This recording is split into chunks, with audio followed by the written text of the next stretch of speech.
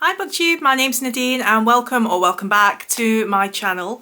Today I've got another book haul for you, unexpectedly. So as you may have seen from previous videos, one of the charity shops in one of the nearby towns was running a deal where you could fill a bag for £5. I thought that deal was over. I'm glad to say it isn't.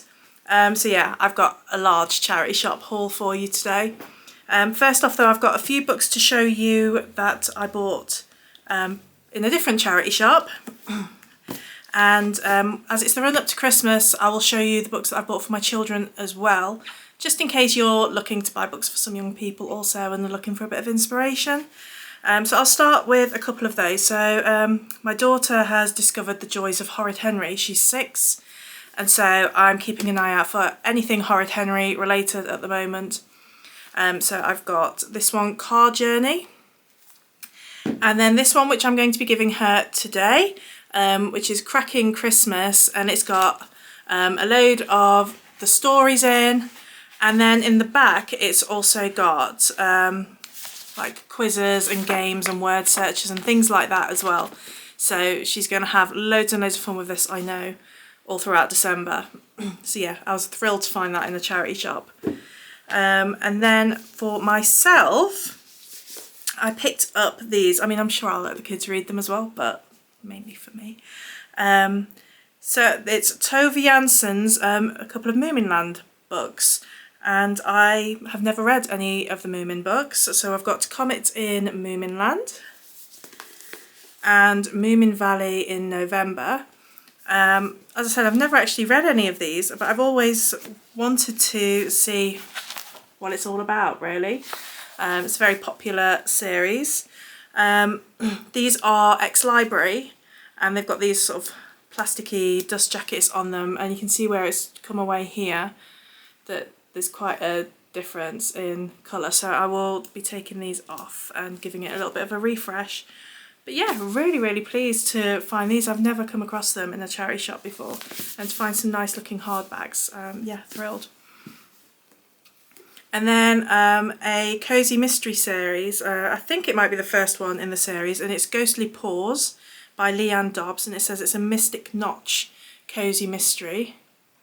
And on the back it says, ghosts, cats and quirky small town characters fill this cozy mystery sprinkled with magic and a little romance. So yeah, that looks like it could be fun. I've never heard of this series. Yeah, it's got a little ghost cat on the front there. So yeah, then I went into the other charity shop and they had a ton of Horrid Henry books there, so I grabbed all of those. And then I saw the sign that said that the offer was on. It's like, well, seeing as I've already spent £5 essentially on that, I grabbed a bag to fill. And yeah, there's quite a lot here. So let's see then. Let me get the kids ones out of the way, I think. So yeah, a load of Horrid Henrys which are all in great condition, so I'm giving these to my daughter for Christmas.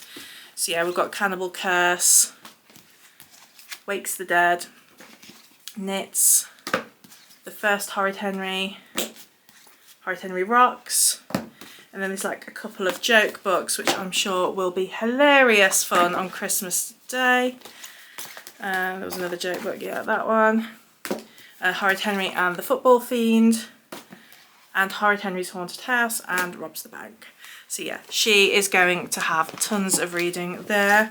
And then I also grabbed this one for her, The Little Princess. And there's a few in there for my son as well. This sounded really good. So it's called The Liberators by Philip Womack, and on the front it says, an ancient evil has awakened. So it says, when Ivo Moncrief arrives in London to spend Christmas with his aunt and uncle, he steps off the train and into a nightmare. He witnesses a frenzied attack on the underground. A man is brutally killed, a man who moments earlier had pleaded with Ivo to look after a small object for him. In the days that follow, financial meltdown and rioting engulf London. As Ivo, with the help of his friends Miranda and Felix, tries to find out who the murdered man was, he stumbles across a sinister and ancient cult behind this chaos, intent on destroying civilization as we know it. Ivo realises the object he is now the guardian of may hold the key to the cult's destruction, but can he work out how before he becomes the next victim? So yeah, today's the 1st of December. I'm going to give this to my son today, and my daughter's going to get the Christmas Horrid Henry today, and I've put their Christmas bedding on their beds, and they'll be getting some new Christmas pyjamas, so this should hopefully set them up with some nice, cosy reading for December. And then some children's books that I got for me, because I always do this, I don't know why. I always say I'm not collecting Enid Blyton books anymore, and then I see them and I pick them up. I tell myself it's because I'm going to read them with my daughter at some point, but I said that about reading them with my son and it just never happened.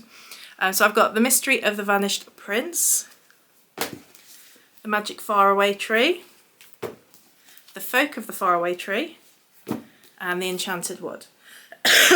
So Enid Blyton was a staple of my childhood, so I've got very, very cosy, nostalgic memories of lots of Enid Blyton reading when I was little. So yeah, I don't know, whenever I see the books I can't help but pick them up, it seems. So yeah, that was all way more than £5 worth anyway, so essentially all of this lot is just free.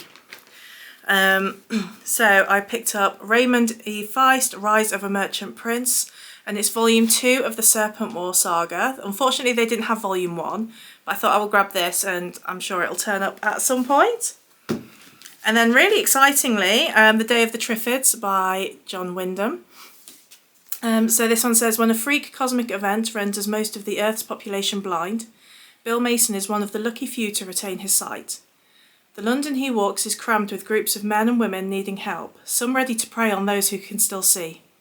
But another menace stalks blind and sighted alike.